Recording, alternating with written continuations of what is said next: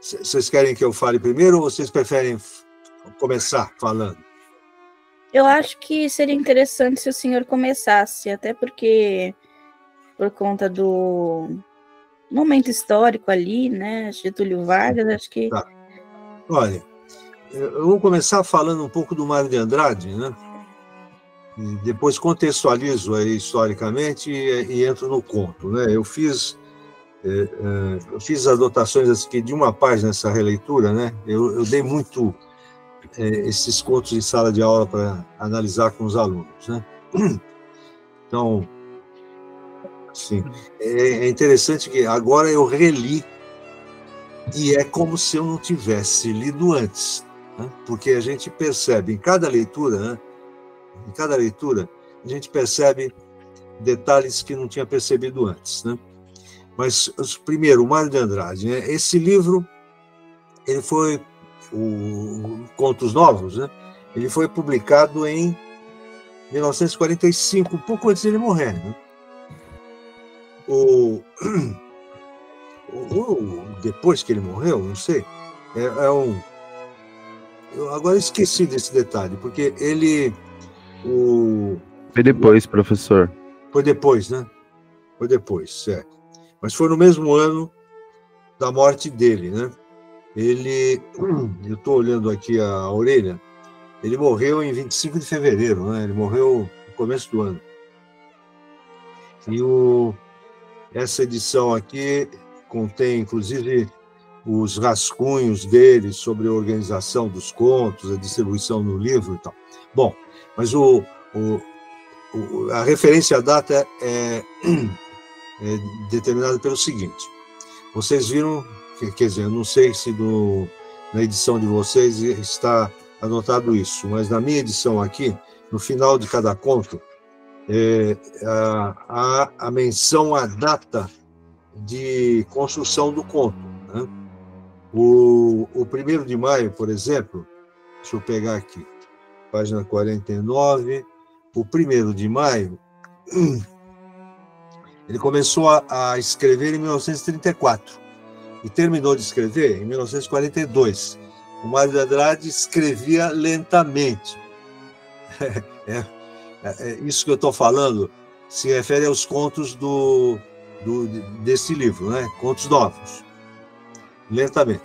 Mas vamos lembrar que Macunaíma, o livro mais conhecido dele, né? Ele, em depoimento, né? Ele disse que escreveu durante uma semana. E é um livro de 200 páginas, né? Aí ele deixou o livro adormecendo durante 2 anos e aí ele reescreveu, né? E em seguida publicou. Se não me falha a memória, ele escreveu em 26, numa fazenda em Araraquara, uma fazenda do tio dele, né, que é uma referência importante, né, e reescreveu 2 anos depois. Bom,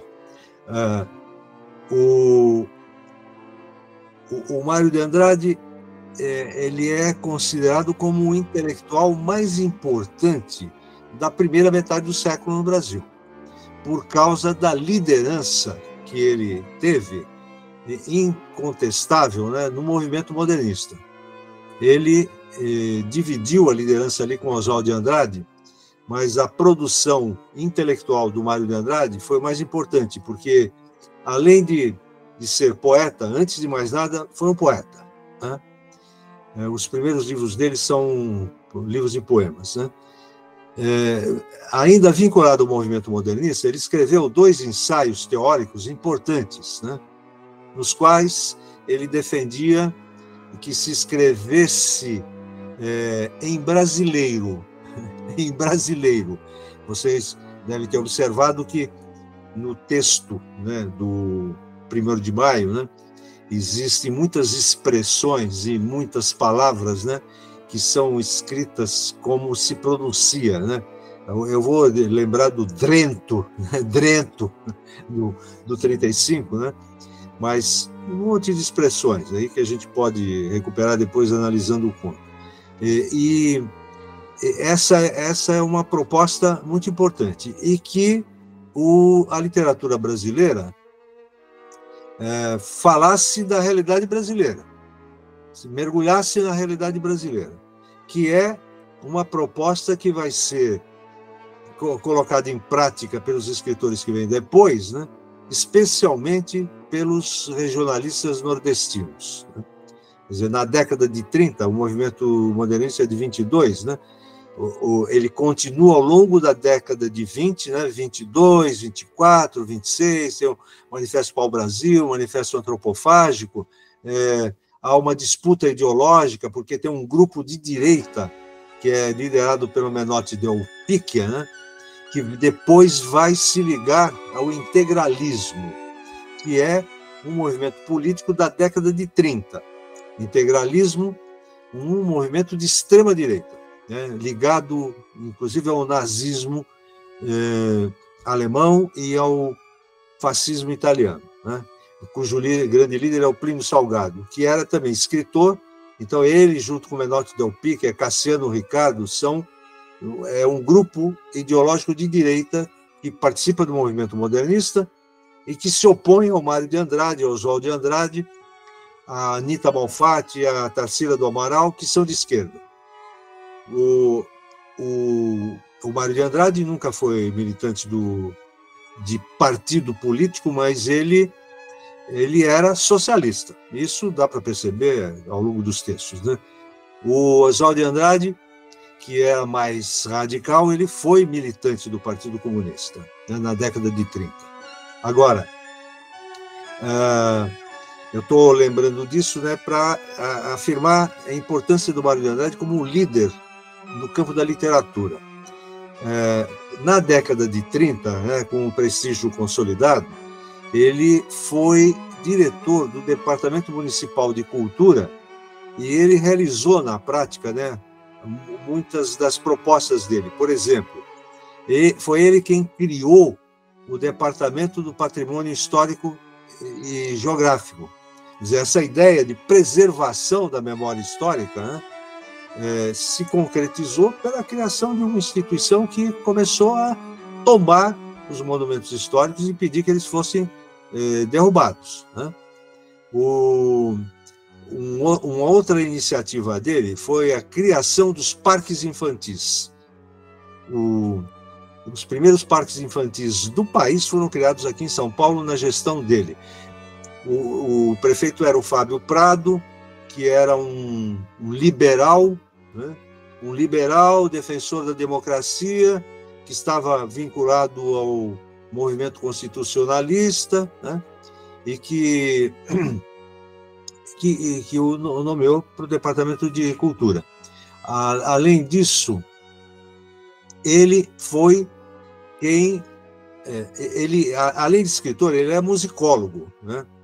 Ele se formou no Conservatório Dramático e Musical de São Paulo, que ficava na Avenida São João, ficava e continua lá, né?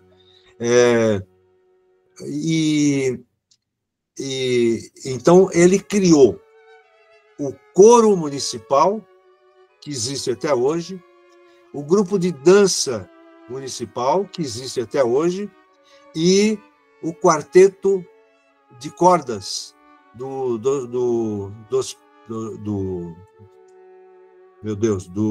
eu ia falar hospital, depois hotel, do Teatro Municipal. Ele quem criou. Tudo isso que ele fez em São Paulo levou o prefeito do Rio de Janeiro a convidá-lo para trabalhar lá. Ele ficou 2 anos no Rio de Janeiro, depois voltou para São Paulo. Lá ele foi professor de literatura na Universidade do Distrito Federal, que é o nome antigo da atual Universidade Federal do Rio de Janeiro, que fica lá na Ilha do Governador, né? Então, o Mário de Andrade morre em 45, com 52 anos. Ele nasceu em 1893, em São Paulo. Ele era mestiço, era mulato claro, né?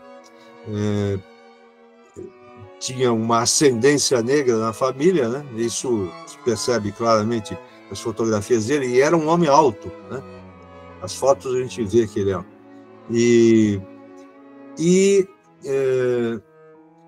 Bom,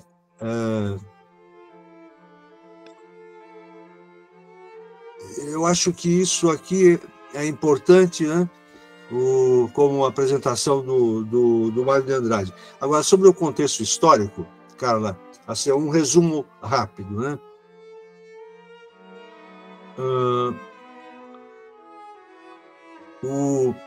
1889, 88, abolição da escravidão, 89, proclamação da República.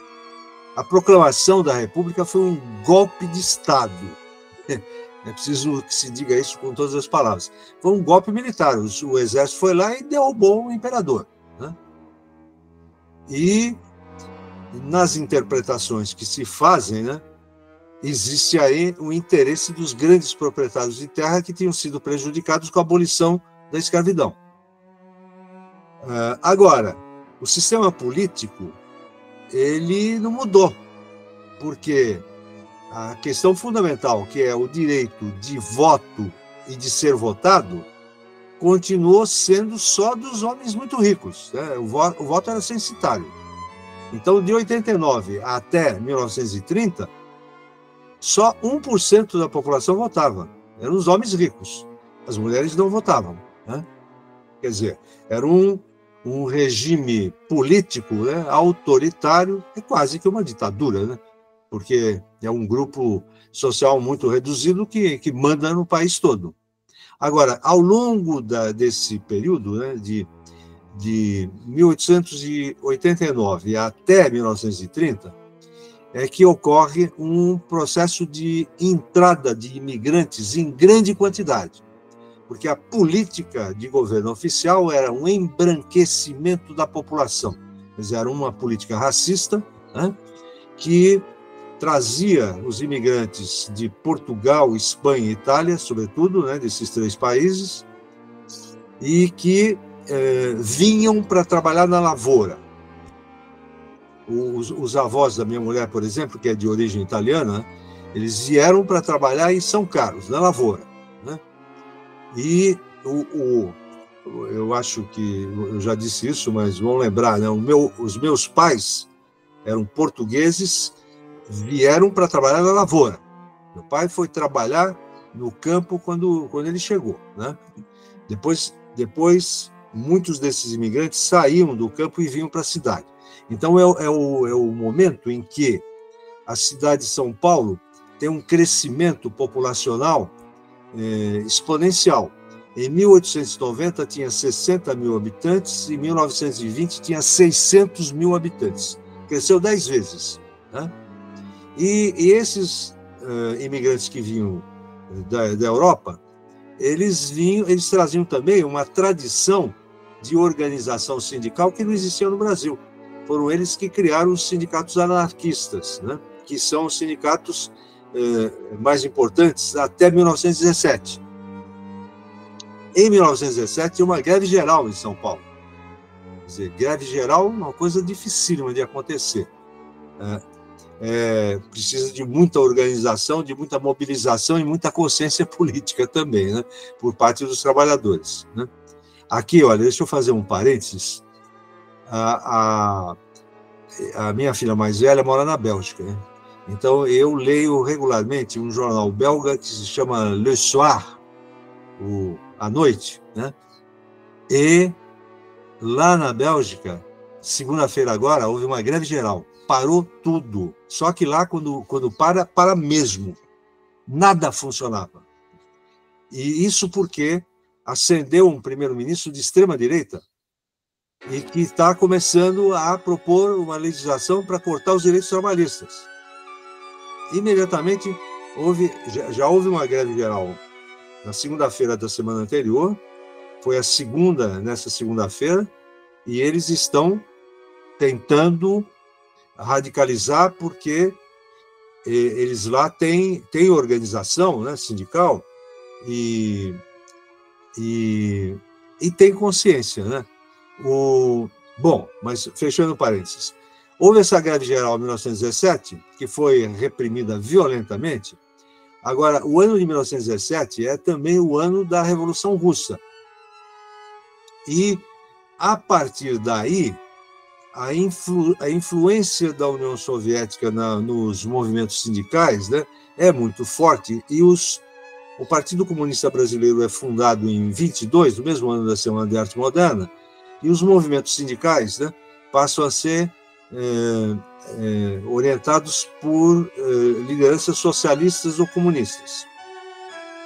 Isso ao longo da década de 20. Né? Agora, em 1930, tem a chamada Revolução de 30. A Revolução de 30 é, certamente, né, a grande mudança que ocorre na vida política brasileira.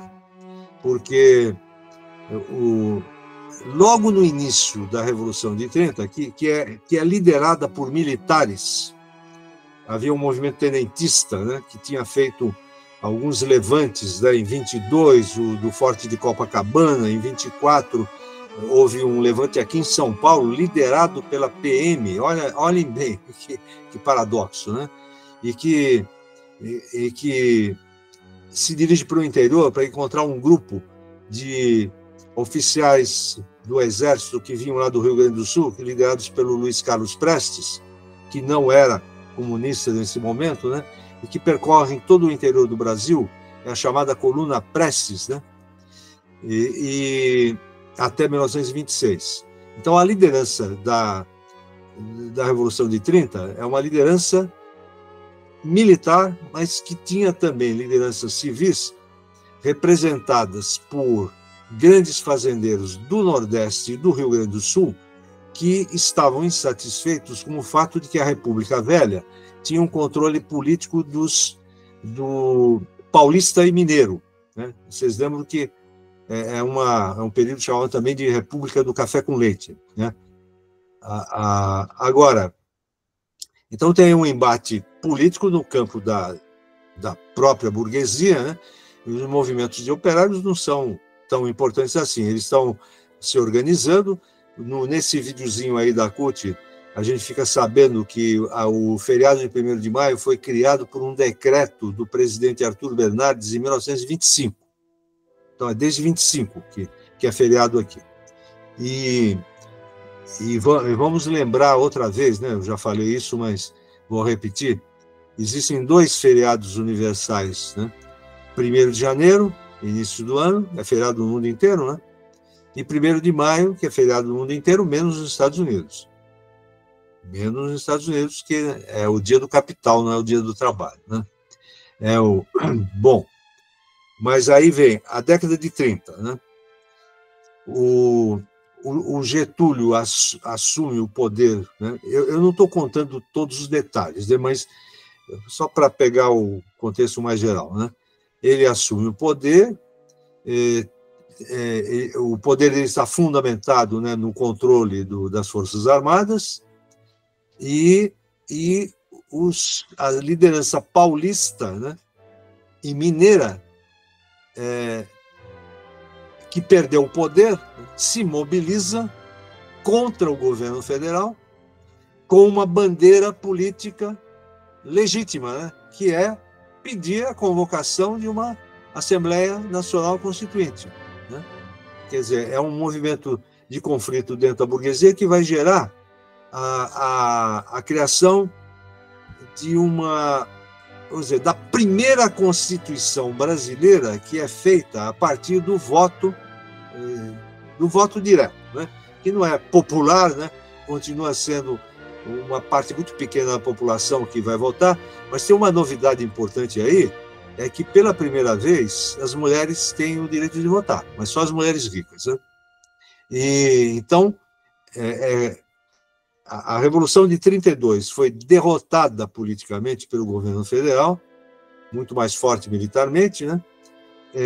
Mas foi vitoriosa politicamente, porque em 33 são convocadas eleições, em 34 se reúne a Assembleia Nacional Constituinte, e essa Assembleia determina que o cargo de presidente vai ser eleito indiretamente pelo Congresso. que é uma decisão que vocês estão percebendo para manter o controle da vida política ainda nas mãos dos grandes proprietários de terra.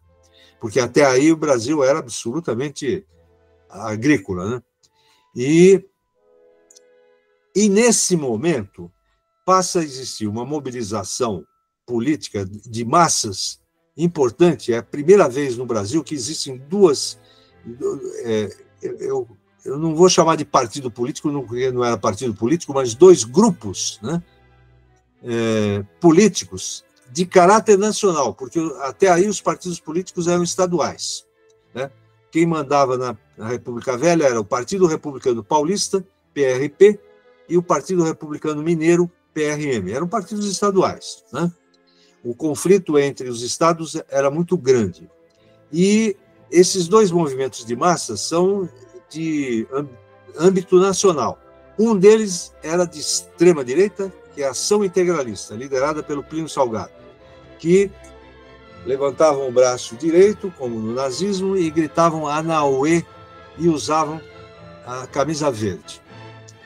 Tem uma semelhança muito grande com a mobilização dos bolsonaristas, né?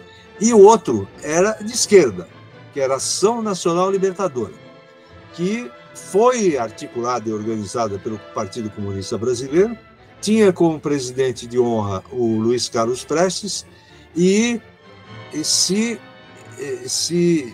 enfrentavam nas ruas. Houve um comício na Praça da Sé da Ação Integralista que deixou 7 mortos. Mas era assim, briga com os militantes da Ação Nacional Libertadora.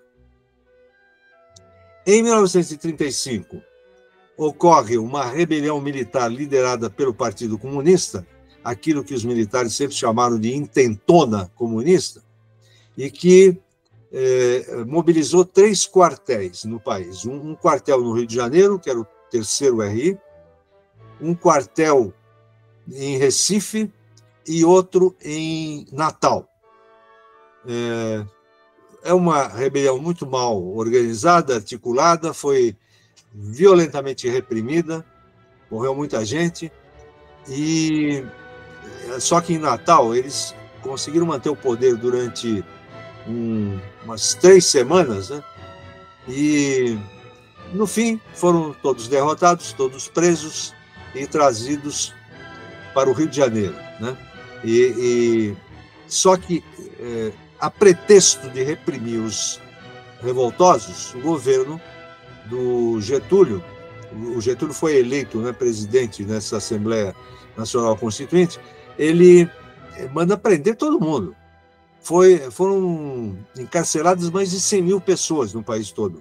Aí prenderam sem critério. É quando o Graciliano Ramos é preso, né?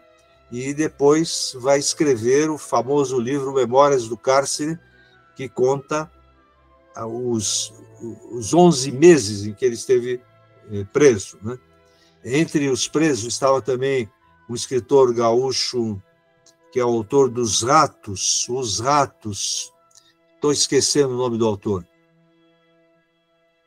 Também foi preso em Porto Alegre, foi levado num porão de navio para o Rio, Dionélio Machado.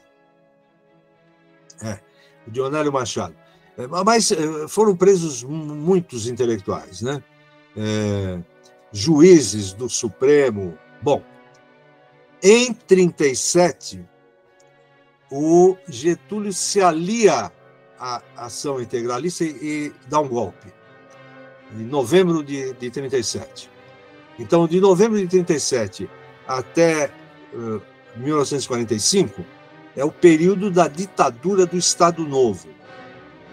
E essas histórias que nós lemos aqui estão situadas historicamente exatamente nesse período, né? Entre 37 e 45, né? 45, o ano da morte do Mário de Andrade, da publicação do livro e também da destituição do Getúlio. O Getúlio foi destituído em 45 pelas Forças Armadas, né? O Brasil tinha participado da Segunda Guerra Mundial e tinha enviado, então, tropas, 20 mil soldados, que lutaram na Itália contra a Alemanha nazista, e os comandantes militares que lideraram as tropas brasileiras, quando eles chegaram ao Brasil, eles lideraram a destituição do Getúlio com o argumento de que fomos lutar pela democracia na Europa e nós não temos democracia aqui, né? Então, esse é o mote. Aí acontece grandes mudanças, porque o forte impacto, né, da luta contra o nazismo na Europa produziu no Brasil a queda do Getúlio, que era um ditador e muito vinculado à extrema-direita, né? E o que aconteceu, né? Então, pela primeira vez na história, passou a ser livre a criação de partidos políticos. É o primeiro momento da história, né? E aí o Partido Comunista do Brasil se torna um partido legal, Partido Socialista Brasileiro, e eles participam das eleições e têm um resultado muito bom, né? O Prestes é eleito senador, o Partido Comunista fez maioria na Câmara Municipal de São Paulo. Vocês imaginem uma coisa dessas, né? Foi o único momento na história, né? Agora,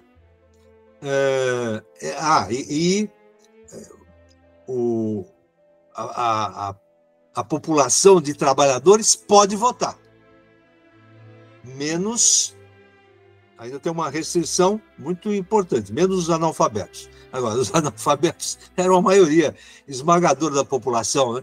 Quer dizer, eles não podiam votar, né? Podiam votar os alfabetizados, mas isso já produziu, né, um avanço político grande. Agora, 3 anos depois, os deputados de direita no Congresso Nacional armam uma armadilha para o Prestes e decretam a proibição de funcionamento do Partido Comunista. Quer dizer, durou 3 anos, né? O Partido Comunista se tornou clandestino, era ilegal. Então, a gente volta atrás, né? E eu vou parar por aqui, porque aí vem, seria uma aula de história muito longa para contar o que aconteceu de lá para cá. Mas eu estou contextualizando tudo isso, né? Porque a compreensão de detalhes desses contos, né, está muito vinculada a esse momento histórico, né? Então a gente pode começar falando um pouco do 1º de maio, que vocês veem. Os contos do Mário de Andrade, né, esses contos desse livro aqui, eu diria que são, depois do Macunaíma, a obra literária mais importante dele, a de melhor qualidade, né? E vocês veem, vamos pegar os 3 contos que nós lemos, né? Há uma intenção, né, de falar de trabalhadores, né, o 1º de maio, da vida de um bairro pobre de São Paulo, que é o caso do Conto Ladrão, que é um verdadeiro painel, né, da vida de um bairro, né, com todos os componentes, inclusive com as fofocas, né, e uma cena da vida familiar de classe média baixa, né, que deve ser muito familiar a todos nós que estamos aqui, né, e que é o peru de Natal, né? Então, esse conteúdo, né, é um conteúdo que a gente poderia dizer tipicamente paulistano e brasileiro, né? E escrito numa linguagem que é uma linguagem cujo componente mais importante é a fala popular.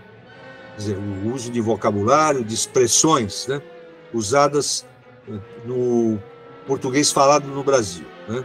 Quer dizer, não tem nada de lusitano aqui. E para vocês entenderem bem, né, o teatro brasileiro, até a década de 40,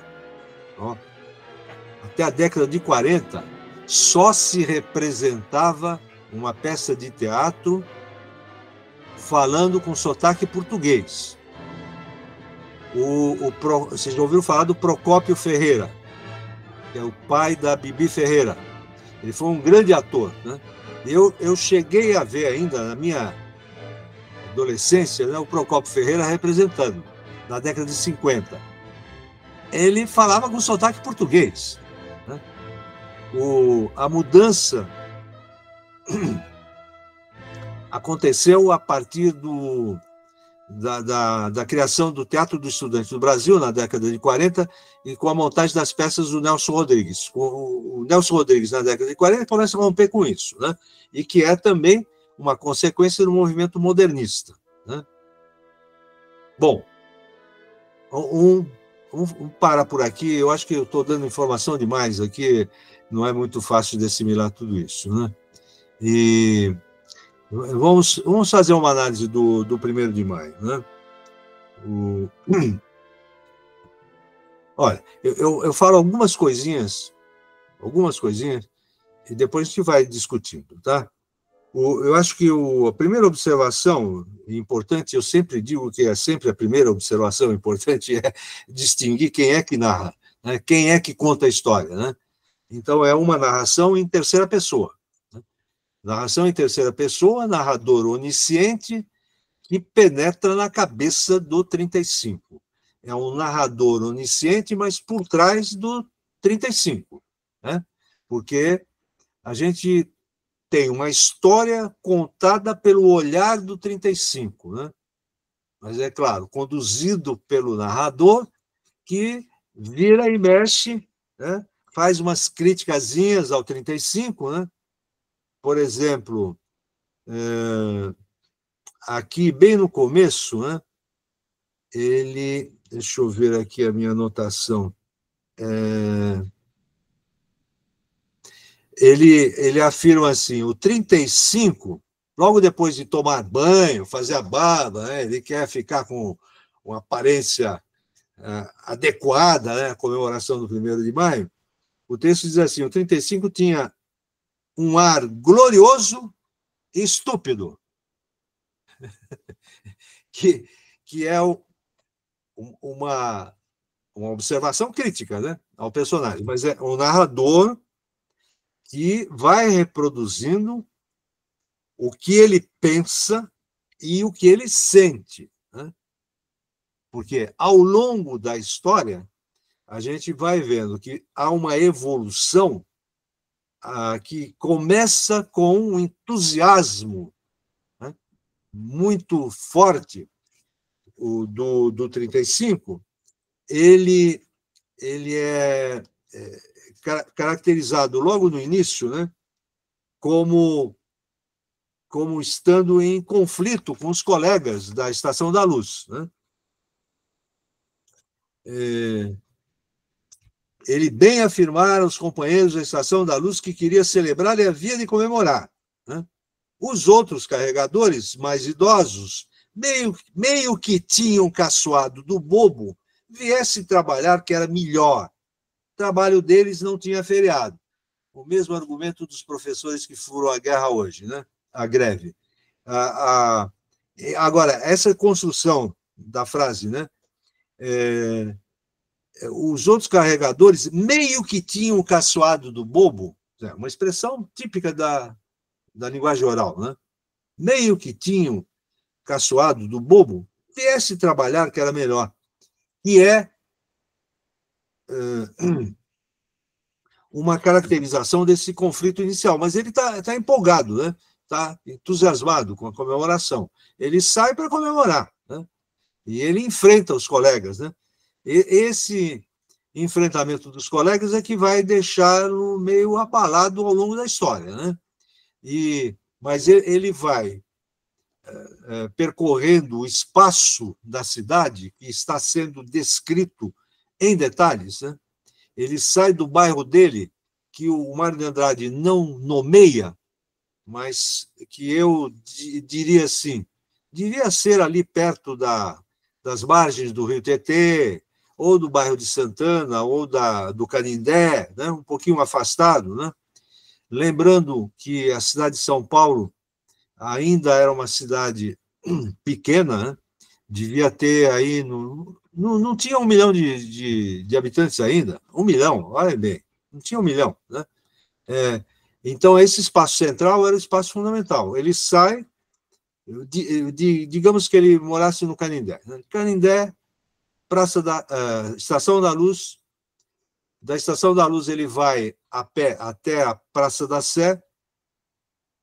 Depois, na Praça da Sé, ele ouve falar que vão chegar os deputados na Estação do Norte, que é a estação rival, né? A Estação do Norte é a estação do Brás, né? Que naquele tempo era a estação da Central do Brasil, dos trens que vinham do Rio de Janeiro. Né? Por isso que os deputados, né, a capital federal era o Rio, os deputados vinham do Rio de trem, desciam na Estação do Norte, que também tinha um nome, era a Estação Presidente Roosevelt. Né? E ele vai até lá, chega atrasado, os deputados já chegaram, já foram embora, não tinha mobilização nenhuma. Ele vai para a casa dele para almoçar, a mãe dele oferece uma macarronada, continua a peregrinação dele indo para o Parque Dom Pedro. O Parque Dom Pedro tem aquele prédio do Palácio das Indústrias, aquele prédio bonito, né, que era que é um prédio tombado graças à ação do Mário de Andrade, né, que hoje é o Espaço Catavento, né, se não me falha a memória, do Sesc. E o Parque Dom Pedro, né, vocês, eu acho que não conheceram o Parque Dom Pedro como sendo um parque absolutamente arborizado, né? É todinho cheio de árvores, era um parque muito bonito, né? E ele volta para o Jardim da Luz, né? Vocês devem conhecer o Jardim da Luz, ali na frente da Estação da Luz, né? Ao lado da Pinacoteca, e termina dentro da Estação da Luz, ajudando um colega, né, que tem o nome de 22, né? Ele se solidariza com o 22. Carla, como é que você interpreta esse número do colega dele?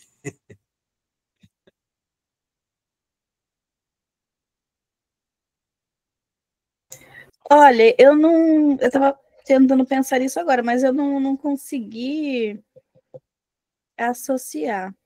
De repente, com a semana. Não sei. Semana de 22? Claro, ele podia escolher qualquer número, ele escolhe 22, né? Estão falando que é Bolsonaro aqui, ó. O quê? O número do Bolsonaro. 22 é o número do Bolsonaro? Não é 17? Depois será 22, não sei. Agora é 22. Ah, é? Agora é 22? Bom, não, mas veja, 1945. É que a gente não costuma apertar esses números lá na urna, a gente fica sem saber, né? É a semana de 22 mais o 22 do PL, aí a gente agora está em dúvida. O Bolsonaro ainda não tinha nascido em 1945. Não, sim. Graças a Deus. Mas ainda não tinha nascido. Uma dúvida que surgiu agora. O 35 tem alguma simbologia? Olha, ou é um número aleatório? Eu acho que é aleatório. Eu nunca li nada que evocasse uma simbologia, né? Pode ter, mas eu não li nada a respeito, e nem consegui fazer, eu pessoalmente, associação. Gilvan? Se fosse 32, né, professor? Né? Se fosse 32, a gente teria uma explicação, né? 32, mas 35 não vejo. Né? Será que não tem relação com a intentona, que o senhor até citou? Foi em 35, né? Foi em 35. Pode ser, né, Wilson? Pode ser. Pode ser. E tem o 486 aí também, né? Que aí quando eu li, eu só lembrava do antigo computador. 486. Que não tinha, não existia nesse tempo. Mas o 486, um comentário sobre o 486, né? O 486, vocês chegaram a perceber o que ele é na vida de trabalho? Ele era um outro carregador de malas ou não? Não? Era um sindicalista, né? Ah, Quase Não. um anarquista, né? Ele se acredita anarquista, mas ele é um grilo. Ó, Verdade. aí eu vou lembrar da minha infância, na cidade de São Paulo. Existia uma polícia municipal cujos guardas, era guarda civil, usavam um uniforme azul, não usavam armas e tinham o apelido de grilo, porque eles usavam apito, o apito do juiz de futebol, né? E eles tinham o apelido de grilo. Então, provavelmente não, é isso mesmo, ele é um grilo, né? Ele é um guarda municipal, né? Que tinham uma formação, uma preparação completamente diferente do soldado da PM, né? E essa guarda municipal ela foi extinta na década de 60 pela ditadura, né? E eles não usavam armas. E os guardas municipais, eles eram muito simpáticos, a população convivia com eles. Eu lembro bem a minha infância aqui no Ipiranga, em Santo Amaro, tinha esses guardas municipais. E então eu estou identificando como sendo um guarda municipal. Era um grilo, né? No texto está que policiava lá na estação, né? Ele policiava, né? Ele policiava as ruas. E tem um outro conto, o Ladrão. Aquele guarda do conto Ladrão é um grilo, né? É um guarda noturno, né? Os guardas municipais faziam a ronda noturna, né? E andavam sempre a pé, não tinham carro, era sempre a pé, né? Então, quando eu me lembro lá na Chácara Santo Antônio, onde eu morava, a Chácara Santo Antônio, que não tem nada a ver com a Chácara Santo Antônio de hoje, era um bairro bem simples, né? Popular. À noite, lá pelas 6 horas, chegava um grilo para fazer a ronda noturna, né? Que ficava até de manhã. E, bom, mas eu fiz assim uma lembrança, né, da trajetória espacial, né, do 35, né, o percurso, que está vinculada também com uma sequência de decepções que fazem com que ele volte para a Estação da Luz com o rabo entre as pernas, né? Decepcionado. E aí, mas o final ele é otimista porque ele reforça a noção de solidariedade, né? Porque o 22, ele é um carregador mais velho, né? sim. Então o 35 é caracterizado como sendo uma pessoa muito forte, né? Musculoso, né? E ele vai ajudar o 32, né? Então é um final que valoriza a solidariedade. Deixa eu lembrar aqui. Bom, foi logo, desde que eu te ajudo, chegou o 35. E foi logo escolhendo as duas malas maiores que ergueu numa só mão, num esforço satisfeito de músculos. O 22 olhou para ele, feroz, imaginando que 35 propunha rachar o galho. Rachar o galho. Expressão bem popular de língua falada. Mas o 35 deu um soco só de pândega no velhote, que estremeceu socado e cambaleou 3 passos. Caíram na risada os dois, foram andando. Então, ele não está querendo rachar o galho, ele está querendo ajudar mesmo, né, o 22. Né? E, bom, olha, eu estou lembrando de mais uma coisa que eu acho importante aqui, do ponto de vista formal, é que tem várias passagens com estilo indireto livre, que é uma técnica em que o narrador reproduz a fala ou o pensamento do personagem sem anunciar, né, que ele está pensando ou falando, né? Ele vai direto. Existem várias passagens, mas são breves, né? São geralmente frases curtas, uma ou duas, e logo ele volta a identificar quem fala, né? E eu tinha notado aqui na margem, deixa eu ver se eu leio alguma.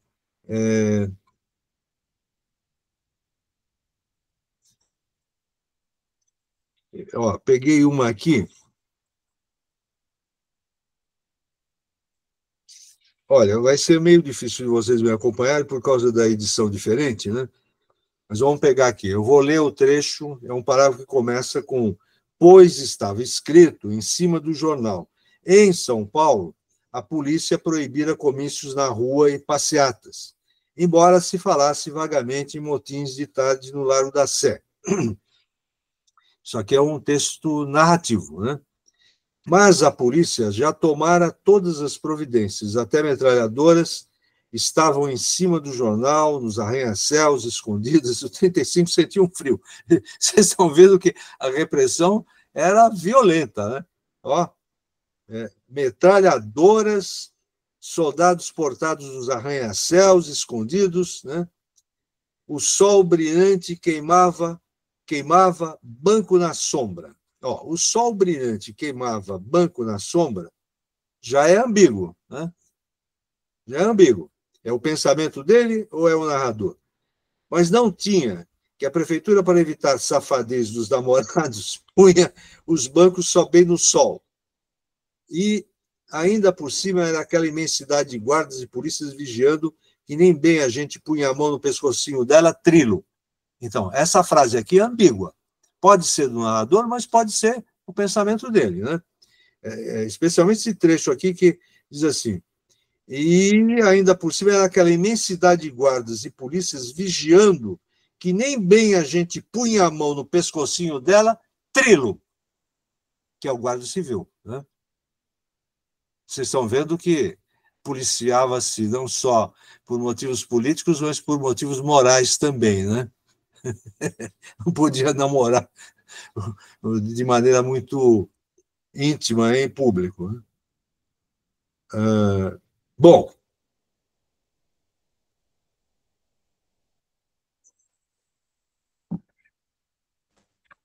agora eu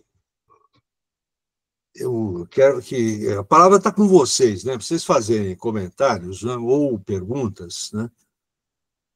Para a gente analisar um pouco mais. Eu deixei muita coisa sem comentar, para a gente alimentar. O encontro não pode ser eu falando sozinho, hein? Vocês têm que falar. Pode começar, Wilson. Pode começar, Wilson. Logo eu. Bem, minha primeira impressão quando estava passando pelas páginas, né, é essa de deles não terem nome, né? Aí já fiquei pensando que o trabalhador, isso transcende o tempo aí, né? Ele é em números, né? Contado em números, aí coincidentemente aqui é numerado, né? E também a questão do medo, mas o medo era na rua, né? Porque eles, que, entre aspas, né, permitiam, tem até aqui uma frase logo depois do que o senhor leu aí, que eles iam permitir lá e os trabalhadores se manifestarem lá, e o discurso era do secretário do trabalho, né? Não era nenhum trabalhador, né? E era num pátio interno do Palácio das Indústrias, né? Que ele queria entrar, que tem uma parte que eu falei, ele queria entrar, mas ele tem muito medo, né? Nem o 486 também, que é o valentão lá, que ele fala, né? Também tem coragem de entrar lá. Então, assim, é um relato de uma época diferente, mas que ainda traça muitos paralelos, né? Dessa coisa de não ter nomear, né? Ser numerar pessoas que não tem, às vezes nem pessoas, né? É o número, é o 35 que carrega a mala ali, né? O 22 e tal. Até o 486, que aqui só se explica com a explicação do senhor ficou claríssima, né? Porque hoje, mesmo a guarda municipal, ok, não tem talvez o tamanho de uma militar e tal, de uma polícia militar. Acho que hoje ainda eles não andam com armas, né? E ainda se vestem de azul, se eu não me engano. Uhum. Mas eu acho que não tem mais o apito, né? Aí eu acho que isso não tem mais. Não. Mas hoje eles usam arma, Wilson. Usam arma? Usam. Ah, tá. Achei que não usavam ainda. Mas assim, tem o 486 também, era considerado com a explicação, né? Também da baixa sociedade aí, né? Uhum. Enfim, assim, muitas questões aqui foram elucidadas, porque você vai lendo e você imagina São Paulo, mas a São Paulo que eu imagino é que eu conheci no centro, anos 80, anos 90. Hoje eu vou no centro e não é o mesmo, né? E olha só, são 20 anos, 30 anos aí. Mas eu não vi o Parque Dom Pedro arborizado, não. Eu lembro do Parque Dom Pedro tomado por barracas e tal, ali, né? Uhum. E antes do terminal de ônibus, que aí depois acabou ali, na região ali, ficou concreto puro, né? Então, quando eu leio os trechos assim, eu fico lembrando desse o mais antigo que eu consigo chegar, né? Digamos assim. Uhum. Aqui ele fala muito do bonde, né? Tal, e do tempo, né? Tudo é muito perto ali enquanto ele está no centro, né? Em 5 minutos eu chego lá, então eu não vou me atrasar, mas não muito, tal. Mas ele acaba chegando e já tinha acabado, né? Então, isso assim, é muito fluido, né? Até pensando nos 3 contos, né? Esse aqui esse e o próximo, um dos outros 2 lá, né? O Ladrão. Período de Natal. Não. O Ladrão eu achei, ele é corrido, até por causa da circunstância, né? Mas depois a gente vai entrar nele, né? Mas esse aqui você lê e quando você vê, você já acabou, porque é muito rápido, assim, né? Muito rápido, né? Você entra, ele faz você realmente entrar aí não na mente dele, mas nesse pensamento específico aí, nesse ponto, né? E dessa vontade dele não diria de protestar e nem de comemorar, mas de fazer parte aí desse movimento aí, né? Do 1º de maio, aí muito incipiente, numa época aí que, né, ninguém tinha muito essa noção, né? Também no começo, quando ele fala, tô sabendo que vai ter aí passeatas aí no Chile, Cuba, Madrid. Aí ele fala que nem sabe se Madrid e o Chile é na América, né? Isso. Paris também, enfim. Isso até que Paris, Madrid eram referências, né? Paris sempre teve muitos movimentos sociais, né? No século XX inteiro, né? E aqui ele começou a escrever antes da Segunda Guerra, né? E terminou durante, né? Antes e durante, né? Eu diria que esse contexto aqui está mais na década de 30, entre 35 e 40, né? Porque essa repressão muito forte é própria do Estado Novo, né? Sim, de uma ditadura que agia violentamente, né? Exatamente. Então, assim, é muito interessante realmente, né, ver como as coisas andavam e como andam, né? E essas transformações aí. É lógico que muita coisa melhorou. Eu e o Giovanni tinha um professor, né, que ele era... Hoje não temos ele em alta conta, digamos. Um professor de filosofia que ele era de esquerda, né? E talvez ainda. E assim, uma frase que eu gostava dele, que ele falava assim, não, a gente acha, todo mundo fala assim, hoje é pior do que, né? Tem um saudosismo, uma coisa, hoje é pior. E sempre fala, não, as coisas sempre evoluem, melhoram, mas a gente sempre se prende quando tem um retrocesso. E sempre vai acontecer, né? Você vai ter coisas melhores, aí chega um período, coincidentemente, quando uma extrema-direita aí assume os poderes e tal. E isso é uma coisa, parece que é um fenômeno global, né? Assim, pelo menos no Ocidente, né? Que a gente fala muito global, mas quando a gente fala mais é o Ocidente, né?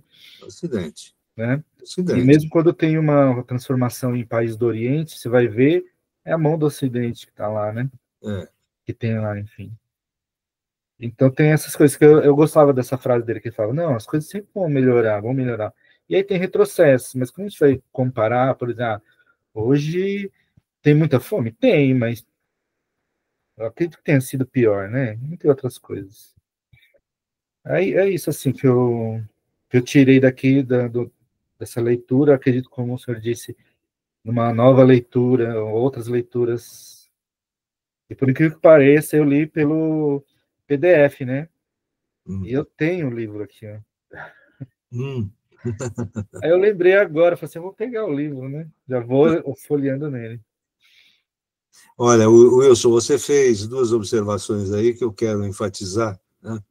Uma primeira é sobre o fato de que os personagens não têm nome, né? Tem número, né? E que nós já nos habituamos a interpretar como sendo uma forma de despersonalização, né? A pessoa ser tratada pelo número, né? E eu dei aula durante alguns anos no Colégio Bandeirantes, onde tudo eram números. Os alunos eram números, as classes eram números, não era assim, primeira série, segunda série, terceira série, não. Era 116, 216, 316, que era um código, né? Isso aqui era uma classe masculina de engenharia. A classe feminina de engenharia, 301, 101, 201, 301.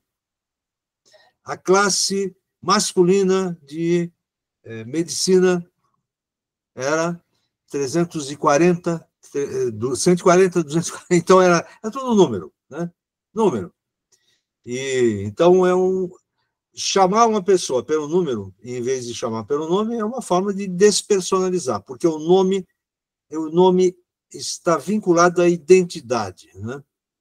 É como se o 35 não tivesse identidade, né? Você vê que, ao longo da história, né, a gente vê que ele tem consciência, mas é uma consciência muito frágil, né? Muito sujeita às circunstâncias, né? Ele não tem uma percepção clara, né, do que significa, de fato, o 1º de maio, né? A outra observação que você fez que eu queria comentar é a frase do seu professor de filosofia, né? Que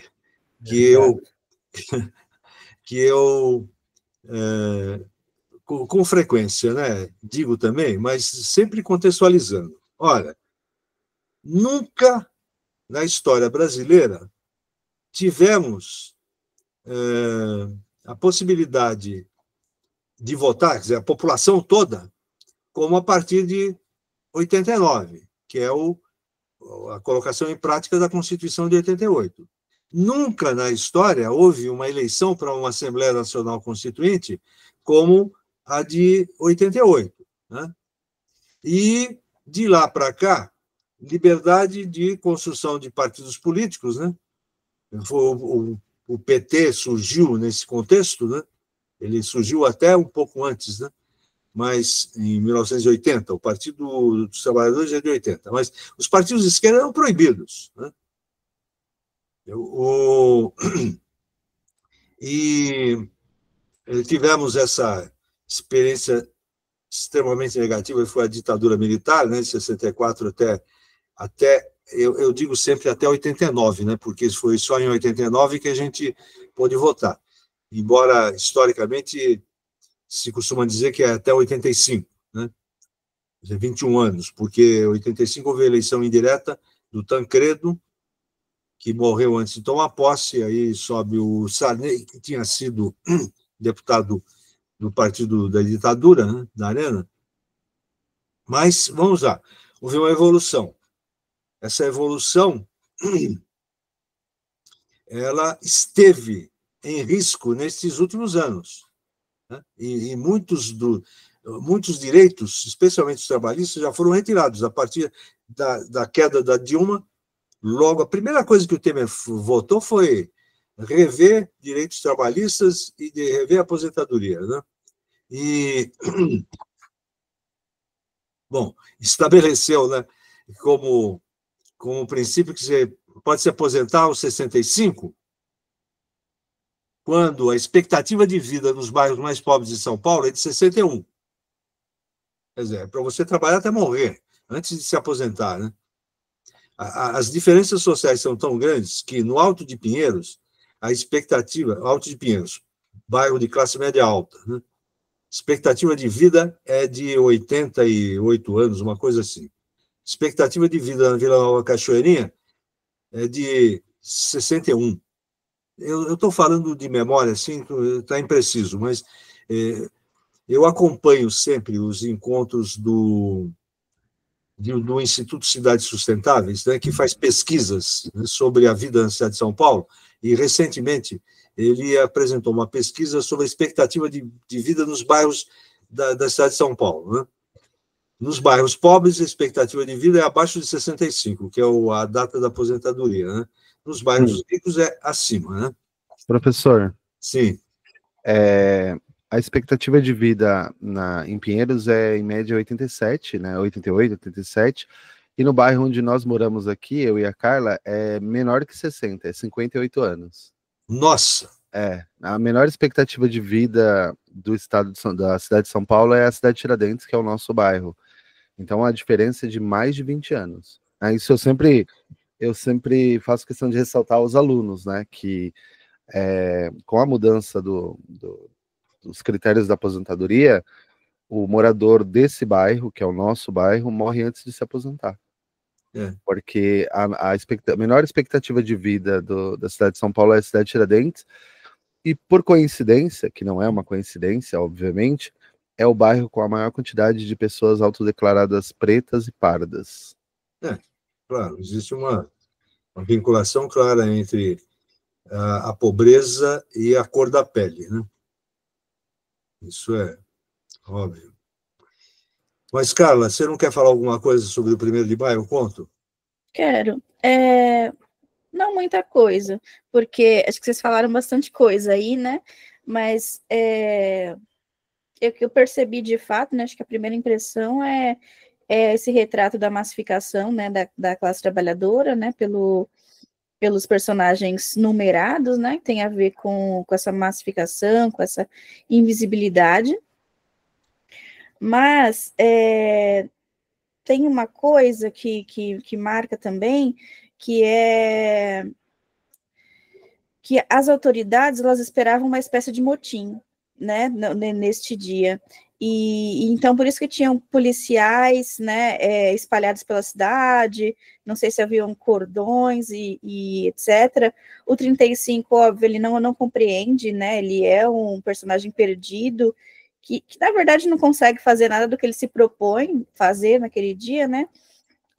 Só uma marca, né, quando o 35 me lembra muito aquele personagem de desenho animado, o Johnny Bravo, em que está ali sempre preocupado com a vaidade, enquanto que a mentalidade ela é bem rasa, né?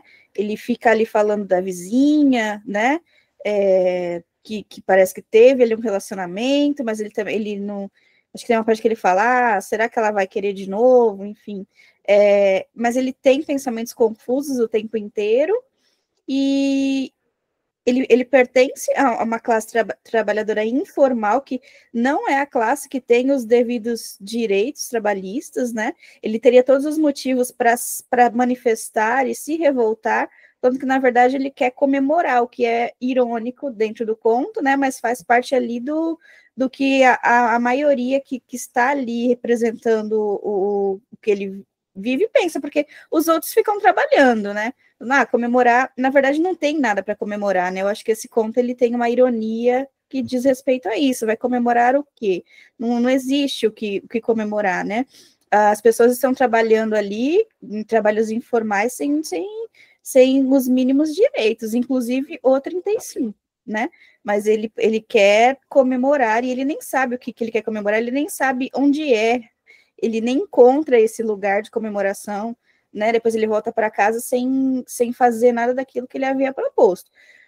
Mas o que eu acho que marca é que as autoridades elas esperam uma espécie de motim, porque é uma data que seria propícia para que as pessoas fizessem motins, mas esse motim ele não acontece justamente pela falta de consciência, né, da classe mais prejudicada, que é a classe trabalhadora.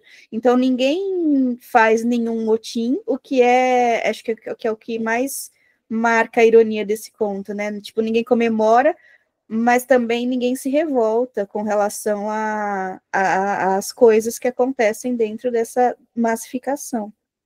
Eu acho que é isso. Deixa eu acrescentar uma coisa. Nesse momento, ainda não havia CLT. CLT é de 42, né? Embora ele esteja escrito ali que ele terminou de escrever esse conto. Espera aí, deixa eu ver direito aqui. Acho que foi 42. Ele terminou de escrever em 42. 42 é o ano da CLT. Então, ele não tinha carteira assinada. Aqueles carregadores da Estação da Luz ali eram trabalhadores informais, né? Muito parecidos com os entregadores de moto e com os motoristas de Uber de hoje, né? Uhum. Isso aí é uma volta atrás, viu, Wilson? Isso é uma volta atrás, né? Em relação ao trabalho. A gente tem lido aí as notícias sobre a informalidade. Metade dos trabalhadores brasileiros são informais, né? Tem 50 milhões com carteira assinada, 50 milhões sem nenhum direito. Não tem direito a férias, não tem direito a 13º, não tem direito à aposentadoria, né? E o pior, né, é que quando a gente vê essas lideranças dos motoqueiros, né, dos entregadores, eles não querem se sindicalizar. Eles dizem, não quero ter esses direitos, né? Não quero ter. Bom, quando ele chegar na minha idade, ele vai ver que ele devia ter pensado melhor quando era jovem, né? Mas é assim, o 35 é um trabalhador informal, né? Só uma coisa que eu lembrei agora, que você falou, né, olhando para você, cara, eu lembrei de que o 35 é machista. Machista e preconceituoso. Eles chamam os nordestinos de cabeça chata, né? E quando ele fala tem umas horas que ele pensa na moça, né? Da moça do apartamento, né? Olha uma frase que eu sublinhei aqui. Diz assim, também, moça morando sozinha é no que dá. Que é uma expressão bem popular, olhe bem. Moça morando sozinha é no que dá? Só que paulistano entende isso, né? A outra frase, está na segunda página, ele diz assim, lembrou aquela moça do apartamento, é verdade? Nunca mais tinha passado lá para ver se ela queria outra vez. Safada, riu. Machista e preconceituoso. Quer dizer, que você está vendo, é um trabalhador que quer comemorar o 1º de maio, mas ele reproduz o pensamento da classe dominante, né? Ele reproduz o pensamento de quem é racista. Tem uma outra passagem que... está aqui, ó. Quando ele vai para o Jardim da Luz, lugar onde estavam as prostitutas, né? E aí a frase diz assim, e o 35 teve uma ideia muito não pensada, recusada, de que ele também estava em uma espécie de negra disponível, assim. É uma referência às prostitutas negras. É uma negra disponível, é uma prostituta, né? Mas aqui talvez a reflexão mais consciente que ele tem ao longo de todo o texto, né? Quando ele se identifica com a prostituta negra disponível, né? Mas, de qualquer maneira, é uma frase que mostra que falar de uma negra disponível é caracterizá-la em estado de inferioridade, né? Bom, você ia falar muita coisa, né, Gilvan? Não? Ô, professor, o senhor estava falando aí, né, de que ele é um pensador, que ele é um personagem preconceituoso, e aí existe uma ambiguidade, né, porque num certo aspecto ele é progressista também. Ele está em busca de uma representação, porque o texto diz que ele leu nos jornais que o proletariado é oprimido. Então ele se identifica como proletariado, né, como operário, como trabalhador, e ele se vê como alguém oprimido. Então ele sai de casa em busca de uma celebração que vai dar a ele uma certa identidade, e ele está disposto, inclusive, a bater nos polícias, né? Eles falam nessa linguagem. Não porque ele tenha nada contra a polícia, mas é porque faz parte do motim, né? E aí, quando o senhor falou que ele era preconceituoso, e embora ele tenha aí uma atitude ambígua, né? Por um lado, ele é progressista, porque ele quer comemorar a libertação dos trabalhadores, por outro, ele é preconceituoso na fala. As feministas têm uma expressão para isso, né, Wilson, que é esquerdomacho, né? Que é o homem que se diz de esquerda, que defende as pautas, que é pró-feminismo, ele é pró-socialismo, mas quando ele está num relacionamento, ele tem atitudes machistas, iguais às de um conservador, né? Então elas chamam de esquerdomacho, que é o mais perigoso dos homens, né? Porque ele não aparenta ser um machista. Ela só vai descobrir que ele é machista quando estiver no convívio. Então, talvez aí o 35 seja um esquerdomacho, né? Num certo sentido. E vocês acabaram revelando, mas eu gostaria só de pontuar que essa São Paulo que o Mário de Andrade está relatando é uma São Paulo em desenvolvimento, né? É uma São Paulo que está deixando de ser o que era para ser o que ela é hoje, ela está em processo. E uma das características da São Paulo de hoje, que começa a aparecer no conto, é essa São Paulo de passagem, né? Tanto que uma das manifestações vai ser em um lugar fechado, porque as zonas públicas de São Paulo, elas são só para a gente passar, né? Nós não nos apropriamos dos espaços públicos, porque os espaços públicos, eles são só para que nós passemos por eles, né? Essa é uma das características de São Paulo, da São Paulo de hoje, né? Tudo que é cultural está trancado dentro de alguma coisa, né? E o que não está trancado, como por exemplo o Parque do Ibirapuera, está sendo privatizado. Quer dizer, é uma São Paulo de passagem. E o Mário de Andrade ele revela muito bem isso. A Carla falou que o governo talvez estivesse esperando um motim. Eu acredito que não. Eu acredito que a presença da polícia na rua não é a espera de um motim, é a tentativa ostensiva de inibir qualquer possibilidade. Então o governo não estava guardando o motim, o governo estava se resguardando de um motim, na verdade, ao colocar toda a polícia na rua. Todas as outras coisas vocês já trataram direto ou indiretamente, personagem alienado, uma certa ambiguidade entre um desejo de pertencer à classe trabalhadora, mas a fala que reproduz os preconceitos de uma elite dominante, né? Todos esses outros elementos, eles já estão presentes.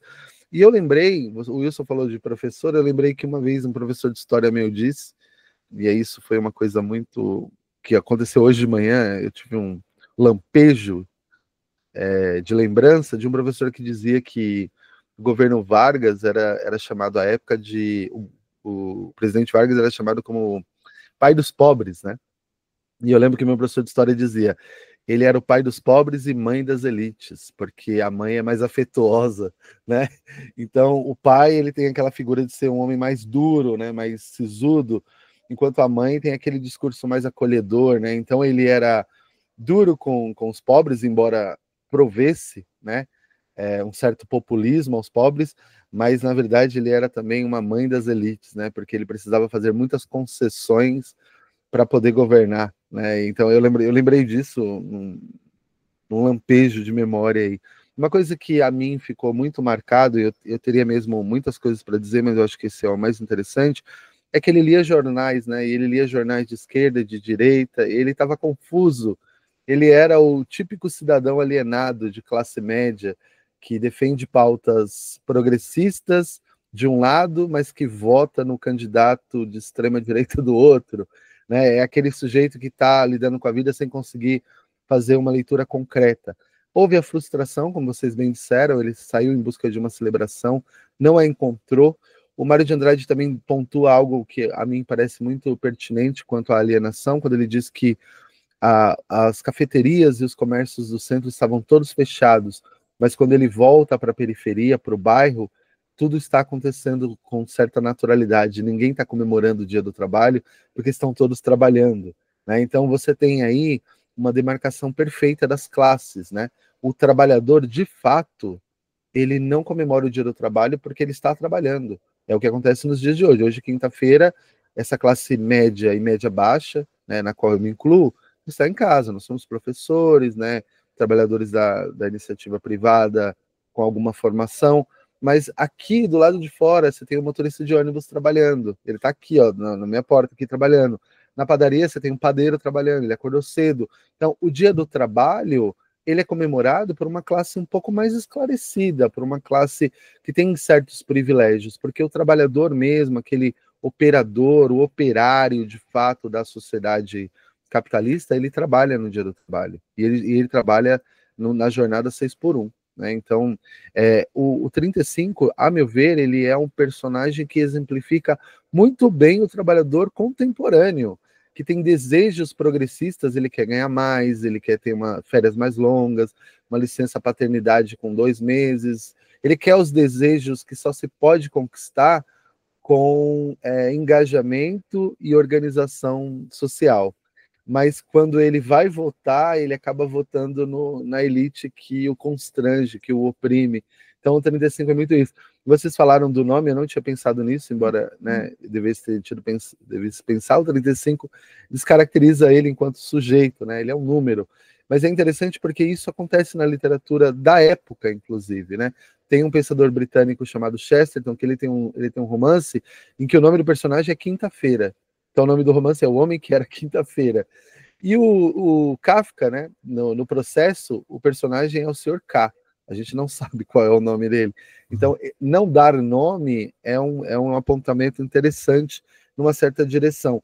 E aí, esse engajamento, essa militância política do 35, confusa, ambígua, ela aparece na relação dele com os amigos, né? Porque há afeto para com os amigos, mas enquanto ele se veste para celebrar o Dia do Trabalho, os amigos dele continuam a vida cotidiana, não há mudanças, tá tudo igual, e eles ainda zombam dele. Eu acho que essa passagem é maravilhosa, porque quando o professor entra em greve, os pais dos alunos que são trabalhadores, menos remunerados do que o professor, se é que é possível, né, pelo menos no bairro onde a gente mora, eles nos rotulam como vagabundos, como pessoas que são sonhadoras, não vai mudar nada. Então, esse trabalhador alienado, ele é uma força muito grande, porque ele não só acata e abarca os desejos de uma certa elite, como ele impede o esclarecimento dos outros, né? O Marx dizia que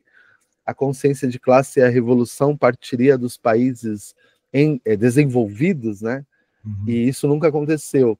E é interessante porque quanto mais o trabalhador se torna, quanto mais cresce, quanto mais ascende o trabalhador na escala da remuneração, do dinheiro, menos politizado ele é. E isso é um fenômeno da classe média paulistana, porque nós temos uma classe média paulistana bem remunerada, trancafiada nos seus palácios, nos seus condomínios de alto padrão, né, com tudo ali dentro, piscina, quadra, que eles não podem sair por causa da violência, e ao mesmo tempo que eles são bem remunerados, eles são absolutamente despolitizados, né?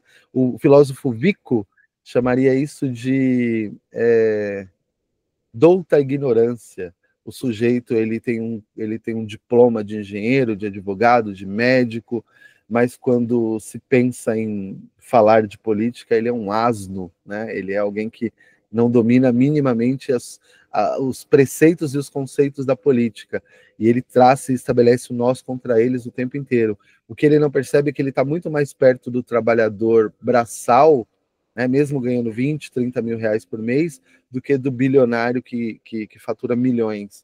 Né? A gente chama isso, vocês devem conhecer a série, né? É o Pequeno Burguês, mas nós chamaremos de Kiko, filho da dona Florinda. Né?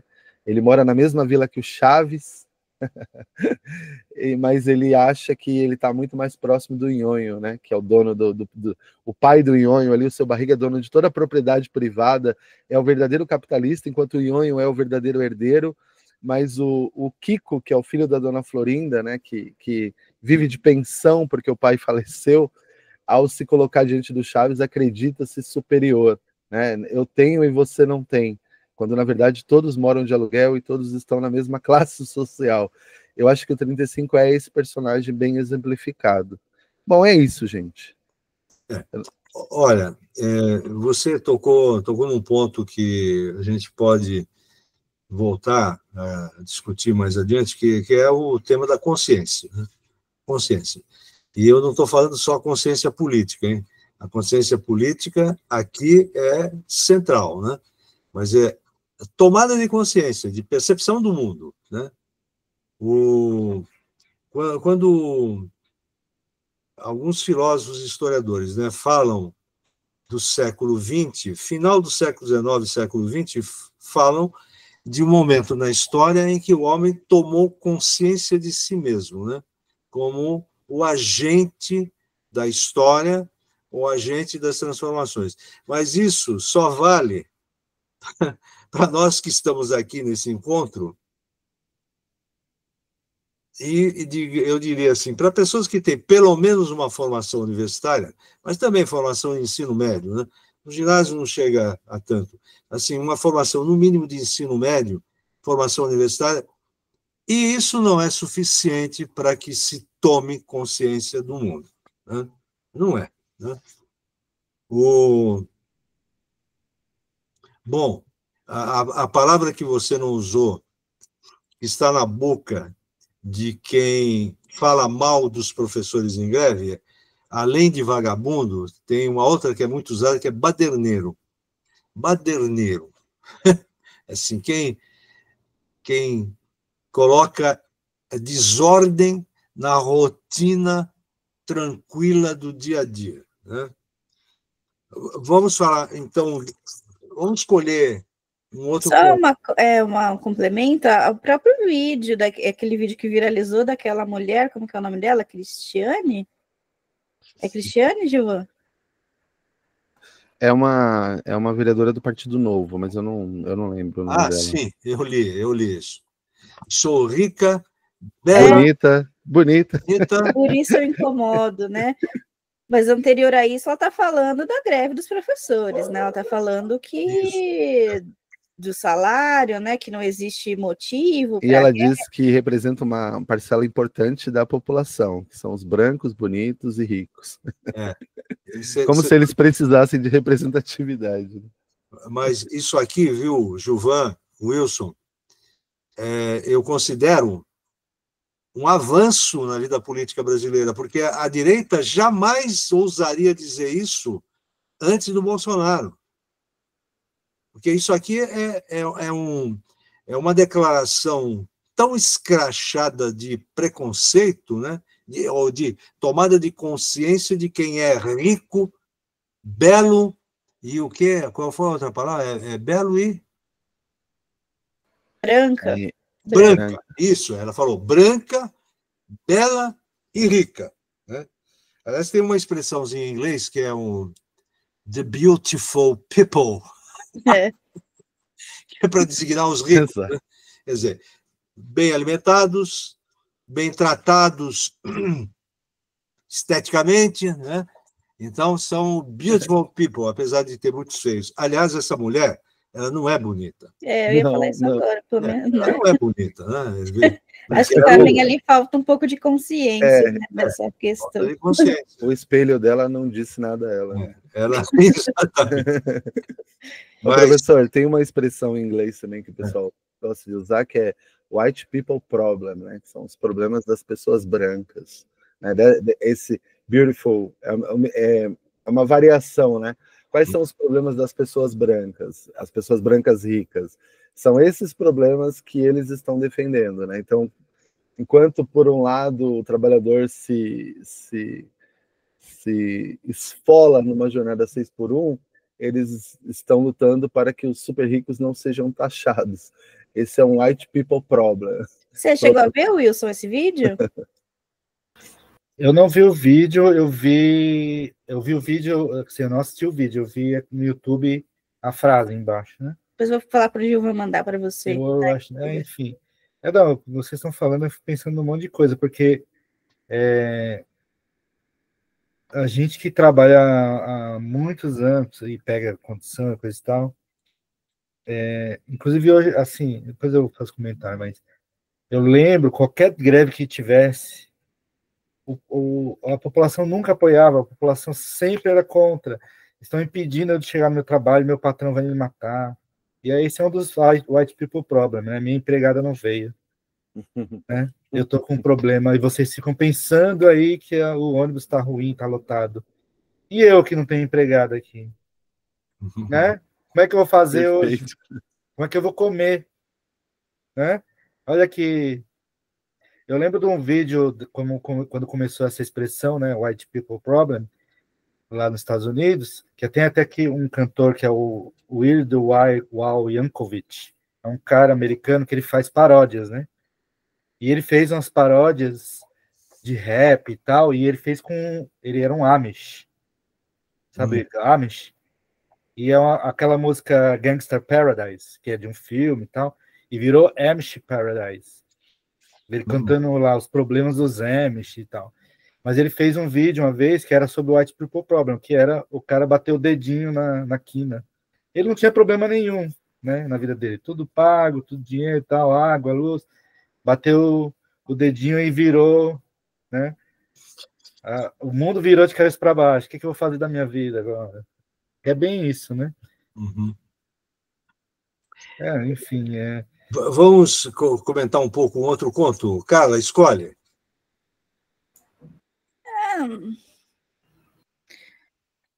Não sei, qual que tá mais... O Ladrão e o Peru de Natal. Mas tentando ver qual que tá mais ligado com isso. Acho que o Ladrão, acho. Ladrão, acho que o Ladrão, né? Você fez essa pergunta, o que está mais ligado? O Ladrão, a gente pensa sempre na rua, é uma cena de rua. Então... É que o período de Natal também tem o fator comemoração, que acho que está ligado lá com o 1º de maio também, né? Enfim. Mas acho que o Ladrão foi o conto que eu li ontem, né? E estava até conversando com o Gilvan hoje, né, de manhã, um pouco sobre, mas foi algo que eu precisei voltar, né, um pouco a leitura, porque eu fiquei confusa com relação ao que acontece no final, se esse ladrão é pego ou não, eu achei meio confuso.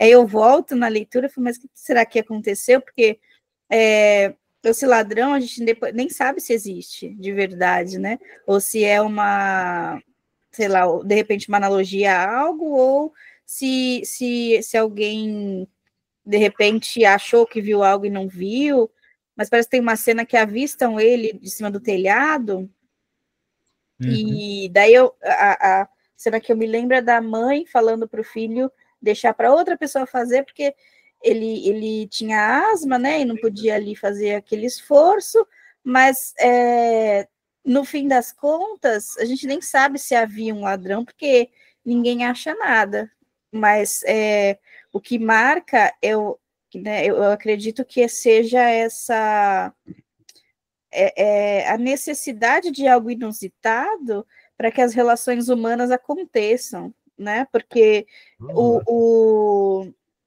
2 da manhã, acredito que foi esse horário, né, onde se ouviu a gritaria, ou 2 da manhã já estava ali no final do processo, né, eu acho que é o fim, tá? Né? É quando está acabando, né? Não sei se tem horário no início. Tá, mas vamos imaginar meia-noite, enfim, né? É um horário onde as pessoas deveriam estar dormindo e acontece algo inusitado, e eu acho que promove ali uma certa união, de repente, né? E um certo engajamento em prol de alguma coisa, né? Mas se não fosse isso, aquele relacionamento não aconteceria, porque acontecem várias coisas no meio dessa perseguição, né? O guarda flertando com a mulher lá, que eu não lembro agora se é italiana ou se é a portuguesa, né? Mas tem a presença das duas, tem um grupo conversando, enfim. Mas o que eu consigo raciocinar é a necessidade de algo inusitado para que as relações humanas aconteçam, porque se não houver nada, acho que a existência humana fica pautada na solidão, porque o final é solitário, né? A gente tem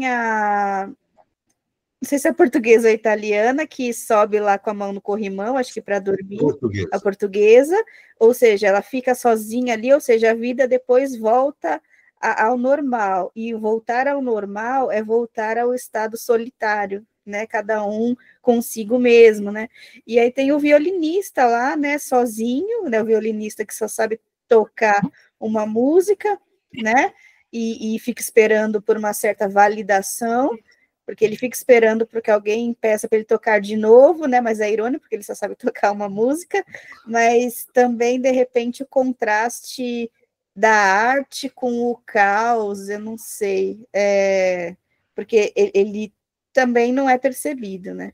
Ele também não desce, né? Ele fica, acho que lá no quarto andar, se não me engano, mas ele não se mistura com esse engajamento momentâneo ali, né? Então, eu acho que, de repente, mostrar também o quanto a arte ela é separada do que acontece cotidianamente com as pessoas, né? E comuns, assim. Não sei, acho que eu consegui pensar nessas coisas. Pensou bastante, Carla. Fez um monte de observações aí interessantíssimas, viu? Em que eu não tinha pensado suficientemente. Agora que eu estou te ouvindo, eu passei a pensar, cara. Você fez muitas observações interessantes. O ladrão, de fato, né, ele não existe, né? Não existe, porque ele não aparece em momento nenhum. O ladrão ele passa a existir, digamos assim, abstratamente, por causa do começo, né? Pega! Pega o ladrão! Né? O berro seria pouco mais de meia-noite, na primeira linha. E lá no final é que vai aparecer as 2 horas. Né? Sim. Soaram 2 horas no relógio de parede, na antepenúltima página, e é quando começa a dispersão. Né? Então, é entre meia-noite e 2 horas. Né? Então, dá até para pensar que é uma brincadeira, né, de alguém mal intencionado e resolve gritar, pega e sai correndo. Porque a descrição... Se não me engano, é a Mocetona, não é? Que tem uma personagem que eles chamam de Mocetona. Acho que é ela que tem essa percepção da existência de um ladrão, não é? Se eu não me engano. Não, a Mocetona vai aparecer mais adiante. Ela o vê em cima da casa depois. É verdade, ela que vê. E outra pessoa também vê, né? Enfim. Assim, o começo é bastante impessoal, né? Pega, o berro seria um pouco mais da meia-noite, crispou o silêncio no bairro dormindo, acordou-os de sono mais leve, botando em tudo um arrepio de susto. O rapaz veio na carreira desabalado pela rua, pega! Nos corpos entrecortados, né? Então tem um rapaz que está correndo, teoricamente atrás de um ladrão, que pela narrativa a gente acaba confundido com a possibilidade que ele fosse o ladrão, né? Que está enganando os outros, né? Vocês sabem que é uma tática típica de ladrão, né?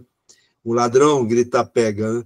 E não aparece o ladrão. Agora, o que acontece no conto, né? Toda a população daquela rua ali sai à rua. E a história é, na verdade, um painel social, porque ele vai descrevendo as pessoas que moram ali naquele bairro. E tem um contraste, né? Porque tem 2 sobrados mais ricos, né? De onde sai aquela senhora com as 3 crianças, né? E tem um cortiço, na frente do cortiço tem uma senhora negra, ó, né? Que está bem caracterizando bem aí as diferenças sociais vinculadas à cor da pele, né? Mas tem os imigrantes italianos e portugueses estão representados aí, né? A mocetona, né, olha, uma expressão que, pelo menos no meu tempo de juventude, significava uma moça muito bonita, é uma mocetona. É uma assim, bonita e gostosona. É isso. Né? É uma expressão positiva. Né? E tem a portuguesa mal casada, porque o marido é rico, vai de Ford lá para uma granja em Santo André. Olha bem, Santo André era uma periferia, onde ele tinha uma granja. Ela fica sozinha e todo mundo sabe que ela recebe homens na casa dela. Né? Qualquer entregador entra, né? É caracterizada como sendo uma mulher promíscua, mas que nesse finalzinho, você fez uma observação muito interessante, né? Porque nesse finalzinho, ela é caracterizada como sendo uma mulher solitária. Né? E tudo se dispersou, ainda 2 mais corajosos acompanharam a portuguesa até a porta dela, na esperança nem sabiam do quê. Se despediram delicados, conhecedores de regras, se contando os nomes próprios, seu criado. Se contando os nomes próprios, dizendo João, Gilvan, Wilson, né? Seu criado. Ela fechava a porta, perdidos os últimos passos além, se apoiou no batente, engolindo silêncio. Ainda viria algum, pegava nela, agarrava. Amarrou, aqui, ó, puro estilo indireto livre, né? O pensamento dela. Né? Amarrou violentamente o corpo nos braços, ó. 2 lágrimas rolaram insuspeitas, foi deitar sem ninguém. Olha aqui. É um trechinho muito expressivo, né, da solidão dela, né? Sem preconceito aqui. Os outros é que a tratam como sendo uma mulher sem valor porque recebe qualquer homem. Né? Mas aqui ela está sendo caracterizada como uma pessoa solitária. Então, os finais dos 2 contos, né, são finais que mostram as pessoas se decepcionando, né, com a vida, com a existência. Né? E o último parágrafo, né, diz assim: lá na outra esquina do outro quarteirão ficava um último grupinho de 3 conversando, mas é que lá passava um bonde. Eles estavam esperando o bonde, não era nem por causa daquela mobilização social, quer dizer, houve uma mobilização social, né? Porque a motivação de todo mundo sair na rua era uma motivação de ajuda, né? Vamos pegar o ladrão, né? E tem várias manifestações de ajuda aqui, porque a italiana resolve ajudar a mulher mais rica do sobrado da frente, cuidando das crianças, né?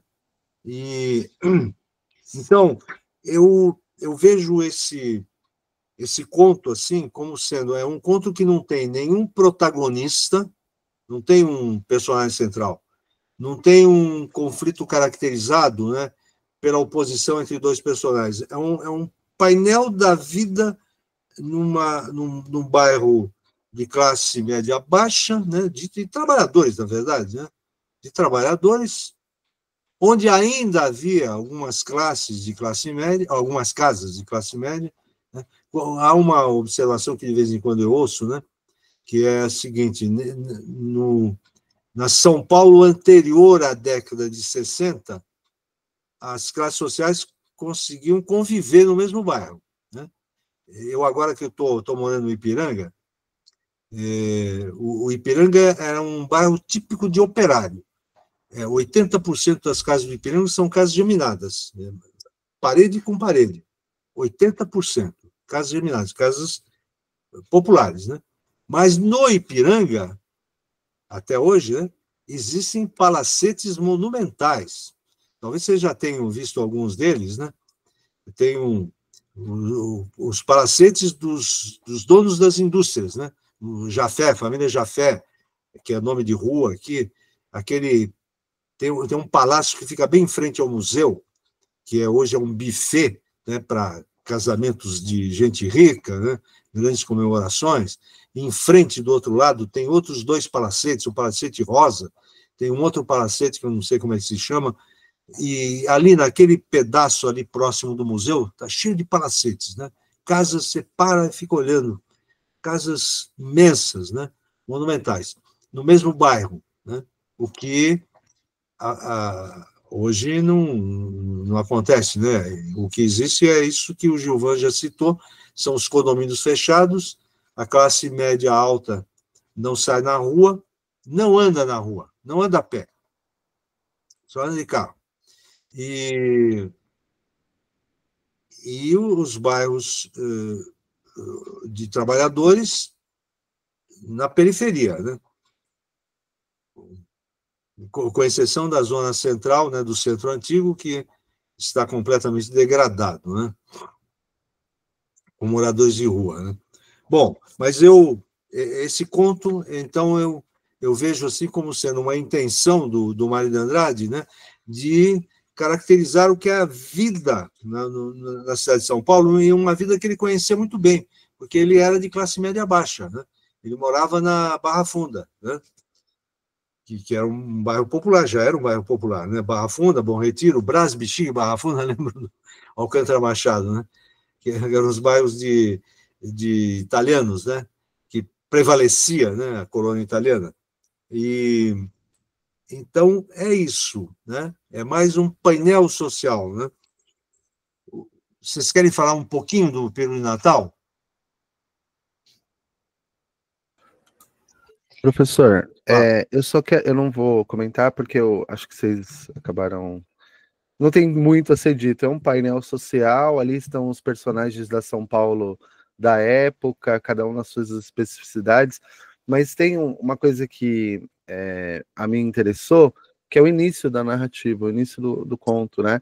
Tem uma expressão que é uma expressão em inglês. Vamos aproveitar que hoje são muitas, né? Que é in media res, ou em latim seria in rebus mediaticis, que seria colocado no meio das coisas, né? E nós, nesse conto, nós somos jogados no meio da narrativa, né? Porque já aconteceu alguma coisa ali, já tem um ladrão definido, um hipotético definido, já estão correndo, já estão gritando pega-pega, e para nós entendermos minimamente, a gente precisa sair catando pedaços de sentido do conto, porque os personagens vão aparecendo um a um, né? E tem um ladrão que ninguém vê, e você tem uma perseguição que vai em uma direção, e que, enquanto se dá a perseguição, os personagens aparecem, né? Cada um com a sua especificidade, né? É um conto apressado. Eu terminei de ler e pensei, o que foi isso? E aí eu voltei a ler de novo, porque quando eu terminei a leitura, eu pensei, o que foi isso, né? Eu não consegui entender o conto com todo esse sentido, e aí nessa segunda leitura eu percebi, bom, ele tá mostrando isso, um pouco do que a Carla falou, né, que um evento extraordinário quebrou a rotina, e essa quebra dessa rotina paulistana trouxe os personagens à tona, que é o que hoje acontece menos, mas acontecia muito, né, um atropelamento, uma briga, a presença da polícia, trazia os vizinhos para a janela, e quando se viu, os vizinhos estavam na caçada, e quando se viam, os vizinhos estavam confraternizando, né? Porque não se viam, né? Então existe um elemento externo que traz um espírito de confraternização.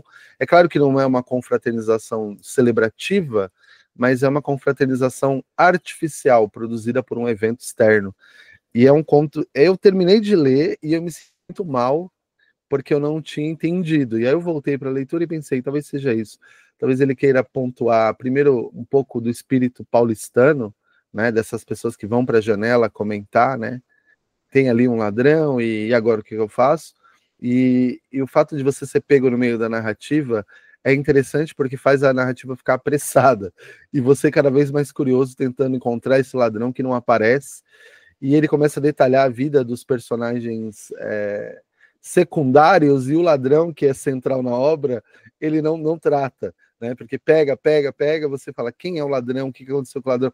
O ladrão não aparece, mas os personagens não protagonistas, né, começam a aparecer, e ser demonstrado a partir dessa perspectiva apressada. Eu li 2 vezes ontem e eu terminei pensando, talvez eu não tenha entendido. É isso, gente. Era só a minha observação. Uhum. São coisas que geram, de fato, um entusiasmo, né? Assim, não positivo, mas uma certa agitação, né? Porque você ouve alguma coisa acontecendo e aí aquilo se torna o foco, né?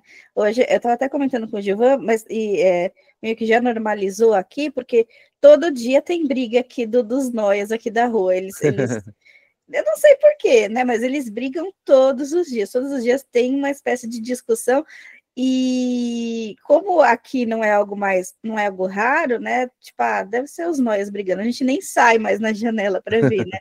Mas quando isso é mais raro, é como se aquele foco transformasse um pouco da personalidade de cada um, porque todo mundo fica voltado para aquilo, né? E fica tentando, sei lá, ou ajudar ou só olhar mesmo. Carla, nos 3 contos, eu acho que vale pontuar, existe uma quebra da rotina nos 3 contos, né? O trabalhador tentando celebrar, as pessoas dormindo sendo acordadas, e no último, né, que é o período de Natal, uma mudança de configuração na vida familiar.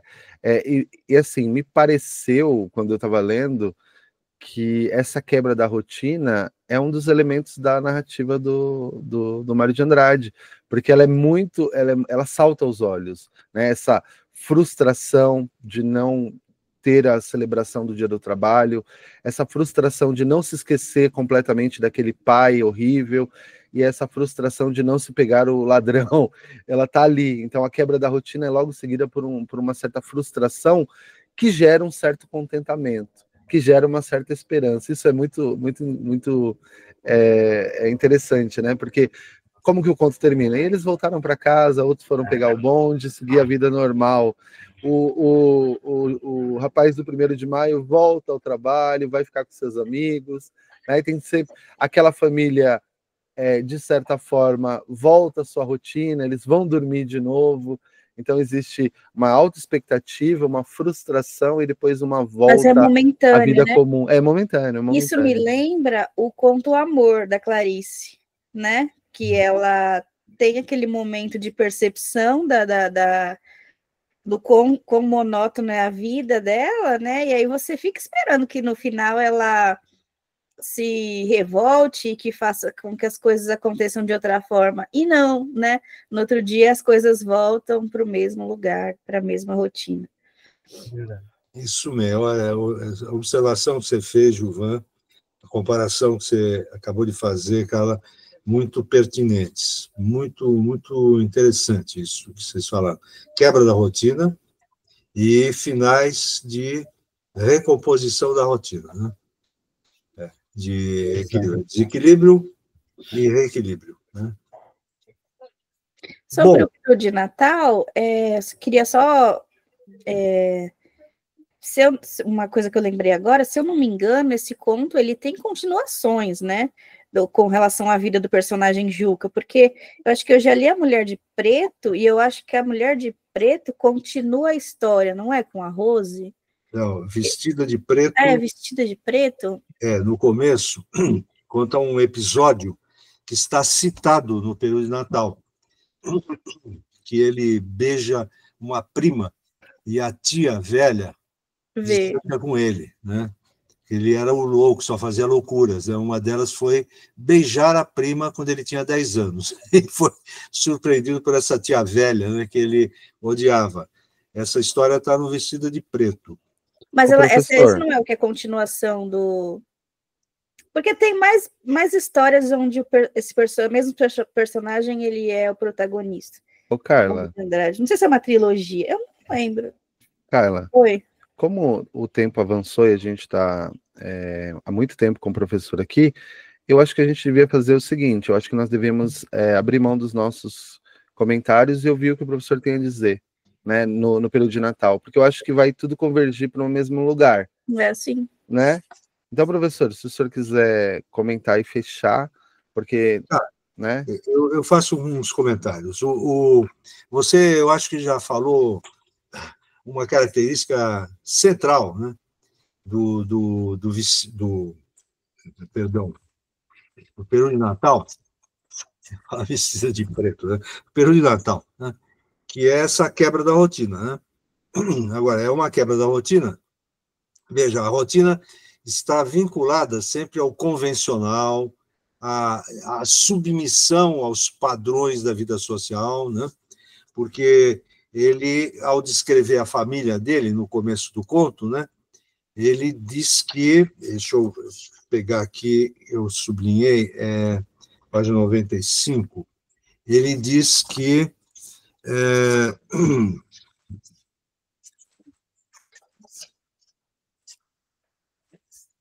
então, que a família dele vivia num sentido muito abstrato da felicidade. No primeiro parágrafo, né? Gente honesta, sem crimes, lar sem brigas internas, nem graves dificuldades econômicas. Ele caracteriza essas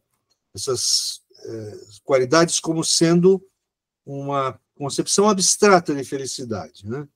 E ao falar do pai, ele diz assim: o pai estava acolchoado no medíocre, olha que metáfora, acolchoado no medíocre, e era o puro sangue dos desmancha-prazeres, né? Então ele vinculou na personagem do pai, né, as características que estão ligadas à percepção abstrata da felicidade. Gente honesta, sem crimes, lar sem brigas internas, nem graves dificuldades econômicas. E agora, ele, como personagem, né, é um texto narrado em primeira pessoa, né, por ele, pelo Juca, né, que só aparece no final, quando a mãe o nomeia, né, Juca, e ele se contrapõe ao pai desde o início, né? Quer dizer, essas afirmações estão no primeiro parágrafo, né? E o segundo parágrafo começa assim: morreu meu pai, sentimos muito, etc., ponto. É uma referência muito fria, né?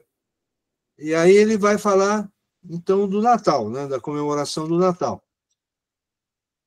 E, então, é uma quebra de rotina, porque ele propõe uma comemoração do Natal que vai ter uma felicidade, eu vou chamar ele chama aqui de material, né? Que é comer o peru, beber cerveja, né? Se fartar de comer e não chamar os parentes, né? É só aquela família nuclear ali, né? E aqui eu vi que tem uma expressão no final em que ele fala felicidade gustativa, né? Agora, tem uma passagem muito interessante, né, no meio da narrativa, que eu acho que está sintetizado na frase: principiou uma luta baixa entre o Peru e o vulto de meu pai. Quando eles dizem assim, só falta a presença do seu pai, né? Quer dizer, quando a mãe dele diz, né? E ele fala: principiou uma luta baixa entre o Peru e o vulto do Natal. Quer dizer que, em um determinado momento, o conflito se transfere, né, para o conflito entre o Peru e o pai, né, que é um conflito caracterizado por uma concepção abstrata de felicidade em oposição a uma concepção material de felicidade, aqui gustativa, ou a gente pode chamar até de etílica, porque a mãe gostava muito de cerveja, ele preferia um vinho, né, mas ele queria era resgatar a felicidade da mãe, né? Então, a quebra de rotina, né? Como você disse, Gilvan. E aqui é uma cena em espaço fechado, classe média baixa, e está tudo muito vinculado aí a características que estão ligadas à sobrevivência, né? Nesse caso aqui, é a alimentação, né? Não é uma família que tem problemas financeiros, né? Mas os problemas dos trabalhadores, né, estão todos vinculados à sobrevivência material, né? Comer, morar, vestir, né? que é o dia a dia, né? Que é o dia a dia, né? E é o que ele resgata aqui. Quer dizer, provavelmente aquela situação da família que não tinha dificuldades financeiras está vinculada ao fato de que o pai não cometia nenhum excesso desse ponto de vista, né? E é um pai com quem ele não tinha comunicação, né? Ele não despreza o pai, ele tem um cuidado, né, para dizer que ele valorizava o pai de qualquer maneira, né? Deixa eu pegar aqui a frase. Ele não quer desqualificar totalmente o pai, né? O pai tem alguns valores, mas ele é o puro sangue dos demais prazeres, ele estava acolchoado no medíocre, né? E bom, mas eu não sublinhei essa frase, viu? Não sublinhei, mas ele não desqualifica totalmente o pai, né? Ele ainda preserva, né, a figura do pai. Mas ele coloca o pai num contexto que ele nega, né, que ele confronta, né, que ele defende quer dizer, o prazer de viver, vamos dizer assim, né? E quando termina a história, né, a família volta à rotina, mas ele não. Ele vai na casa da Rose. E há uma cumplicidade aí com a mãe, né? Porque ele pisca para a mãe para dizer, estou indo na casa da Rose, mas a irmã e a tia não, não tinham o domínio desse código, né? Então, a vida dele continua, né? Porque lá ele vai tomar uma champanhe. A Rose prometeu abrir uma champanhe, né? Então, ele vai encontrar a namorada e vai beber a bebida que ele gostava, né? O que, no fim, são os valores do Mário de Andrade, né? O Mário de Andrade está inteiro aí, né?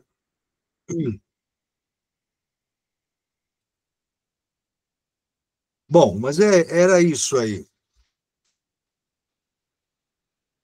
Vamos ficar por aqui? Eu acredito que foi muito bom.